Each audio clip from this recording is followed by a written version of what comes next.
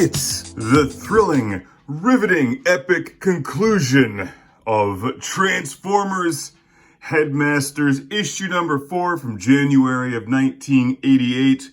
The fierce final issue. Or is it? Let's read and find out, because we're about to meet the Targetmasters. What? They're going to try to sell us new toys? You bet they are. Headmasters. Humans that transform into heads, that control robots, that battle each other in the eternal battle of good versus evil. And this is pretty funny. It's a funny issue. There's the creative team. Once again, Bob Budiansky, writer. Frank Springer does the artwork, and Frank Springer is just tremendous and brings so much life and personality to the Transformers and the idiot humans with their robotic bodies who transform into the Headmasters. Actually, in a way, the humans are kind of the star of the entire series. There's Zarak. And Zarak is the leader of the bad guys, fighting Galen, who's the leader of the good guys. And there's Galen. That's how he looked in issue 1 with his sweet medallion and his awesome blouse. But check this out. This is 1988. And the NNN, or Nebulan News Network, approaches to interview Lord Zarak, who gives them a completely false and spun version of what really happened, making himself out to be the good guy and Galen out to be the bad guy, even though Galen's the good guy. It's fake news! But I saw this deal for what it really was. Nothing less than the fate of our world is at stake. He lies to his daughter, he lies to his friends, he lies to his people. And do you consider today's battle a victory for you and Nebulous? Yes. Looks victorious to me. Good job. Is it fact or fiction? Well, there's giant talking transforming robots, so let's hope it's fiction. Back at the Autobot base, they come up with this ridiculous plan to lure the Decepticons to some kind of nursery where they grow plants and food. We get a shot here of Galen, who's been captured.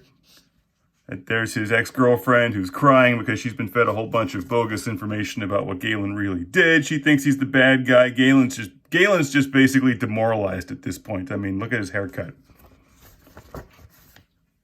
He-Man wore it better. It's the nursery, a place of peace, a place of science, a place of gardening, a place without weapons. The perfect place for the Decepticons to ambush the Autobots, who are unarmed until these guys transform into the Autobots' weapons. The Targetmasters. Run out to Toys R Us and buy your Targetmasters, because there's robots that transform into the robots' guns. An enormous battle ensues, skillfully drawn by Frank Springer. All the artwork is great. In fact, the ink quality is pretty good too. Lyra changes outfits, and this is very important because we're going to get another good dose of Lyra's style here, as she's got these sweet pink hot pants, but they're like cargo pants, but only a cargo pant on one side. It's very stylish on Nebulous to only have one cargo pant pocket. If you don't believe me here, I'll turn. There we go. See that? And there's Lyra in her one pocket cargo pants, pink hot pants. We almost feel bad for her in the end, I'll just say that. She doesn't seem like the sharpest tool in the shed. A tormented woman tries to rebuild her shattered life with her fantastic sense of style. Follow the saga of the Headmasters and Transformers number 38. But what about the Targetmasters? I love that shot. That little guy's so excited to transform into Hot Rod's gun. But I don't even think that happens in the issue. It's a fun issue nonetheless. Transformers Headmasters number 4. Number 4 in a 4-issue limited series.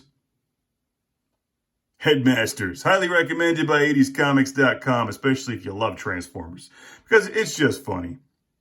We get Targetmasters. When do we get like the Footmasters? They need robots that transform into their shoes next.